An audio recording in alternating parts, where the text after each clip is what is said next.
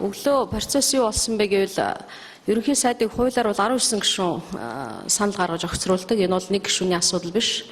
Санал гаргасан 19 гишүүн төрийн байгуулалтын байнгын орны эрц бүрдмөгц 19 үлээ орж асуудлыг танилцуулах ёстой гэж байгаа. Энэ бол зарчмын зөв байр суурь. Тэгэд эрх барьж байгаа тал бол эрцээ бүрдүүлээгүй. За эрцээ бол ийм хууль усаар бүрдүүлж байгаа юм байна гэдэг нь ингээд ойлгогдож байна. Тэгээ ер нь бол шударга сэвслийн бүлгийн асуудлаар өглөө 7 хагасаас эхэлж бас олон цаг хуралдсан. За асуудал юу вэ гэхээр шударга сэвслийн бүлгийн дарга энэ гарын үсэг бол 8 тохирооны чухал гол хэрэгсэл болчиход байгаа юм байна. Эвслийн бүлгийн дарга шадар сайд болох ёстой. Тийм учраас гарын үсэг зурсан 3 гишүүн гарын үсгээ татаач гэдэг юм хүсэлтийг бол тавьсан. Бид санал нийлэхгүй байгаа. Байр суурин дээр хатуу байгаа. Энэ бол хэн нэгний албан тушаал наймаалах хэрэгсэл биш. Энэ бол Монгол улсын, Монгол орны эрх ашигын тухай, Монголыг олон тэрбум долларын өрөнд оруулсан тухай ийм зарчмын асуудлыг бид ярьж байгаа.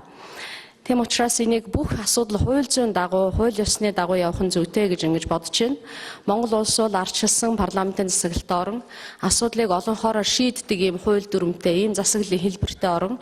Тэгээ энэ бүх зарчмын дагуу бүх хуралдаанаа, бүх шат, бүх төвшөндөө энэ зарчмыг барьж явах нь зүйтэй. Энэ бол одоогоор бидний 25 жилийн өмнө сонгосон, одоо хүчин төгөлдөр байгаа энэ ардчлалын зарчимд нийцэх ийм асуудал байгаамаа. За